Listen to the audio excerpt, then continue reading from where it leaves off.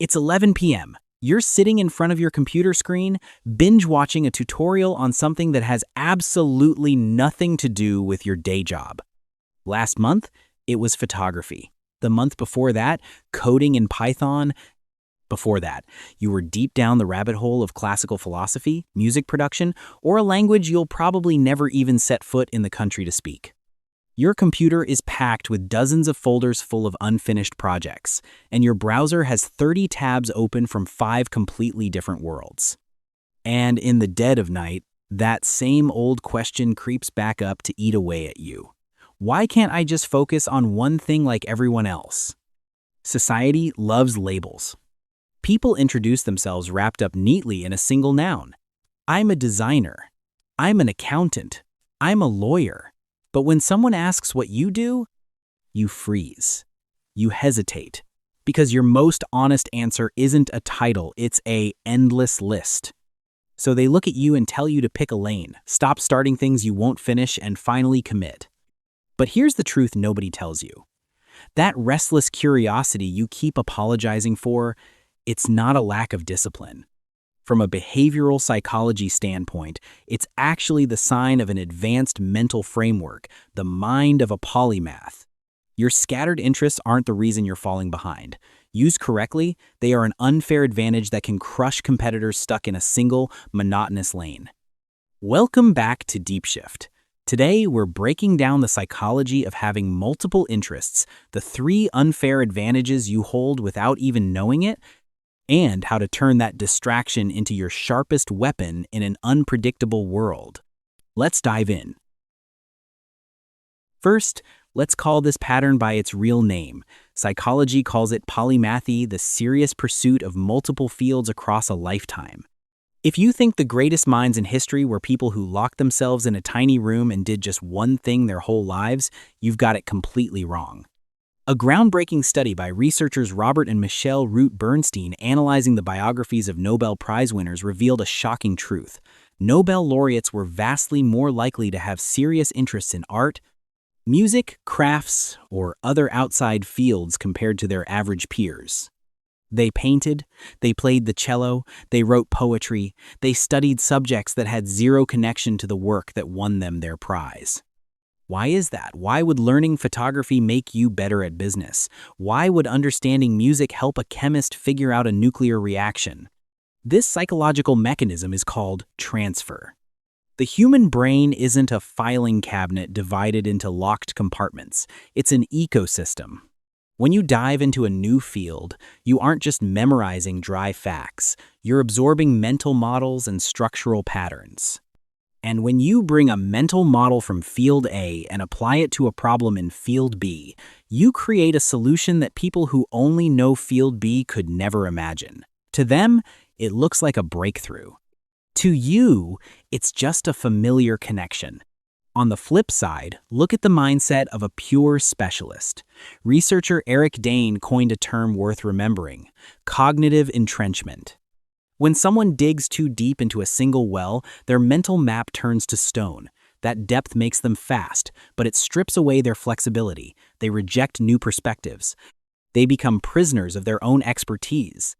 Picture it like this. A pure specialist is like a farmer who plants a single short-term crop. It's insanely productive under perfect weather conditions.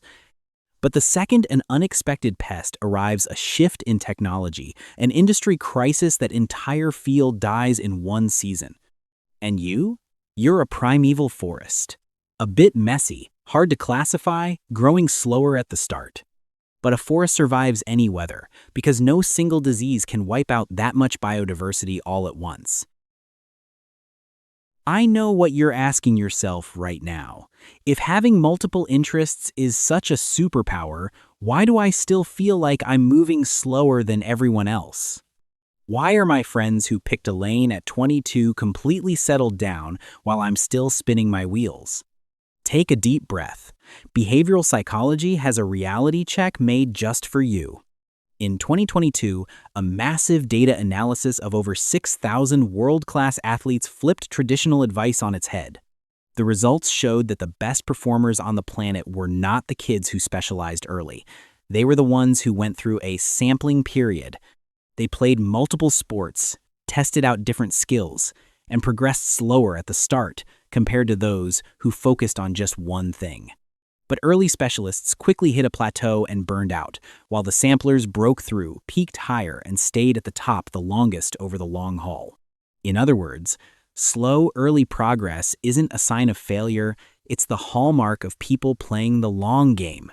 So if your 20s or 30s look like a messy trail of experimenting, restarting, and shifting gears, you're not falling behind. You're simply in your sampling period. You're not late. You are loading. By the way, if you want to dive deeper into the mindset of late bloomers who hit their stride later in life, click the link right here on your screen. Now, let's move on to the most important part of the video. Once you stop beating yourself up, you'll realize you're holding 3 strategic weapons that everyone else would kill for. Advantage 1. The ability to import ideas far transfer. Picture a meeting where everyone in the room has the exact same degree and the same way of thinking. They're all struggling to find an answer inside the same tiny box. Then you step in. You connect that business problem to a principle from biology, a mechanism from game design, or a storytelling structure from filmmaking. The room goes quiet. It works. That right there is far transfer. Specialists can't make that move simply because they've never stepped foot in the lands you've explored. Every random interest from your past is actually a trade route, and your ideas are the cargo. Advantage 2. Immunity to the expert's disease. What happens when the world shifts? AI arrives. Old models collapse. The mental map a specialist took 20 years to build becomes useless in 20 months. To them, that isn't just an inconvenience, it's an identity crisis. But for a polymath, you've lived through this dozens of times.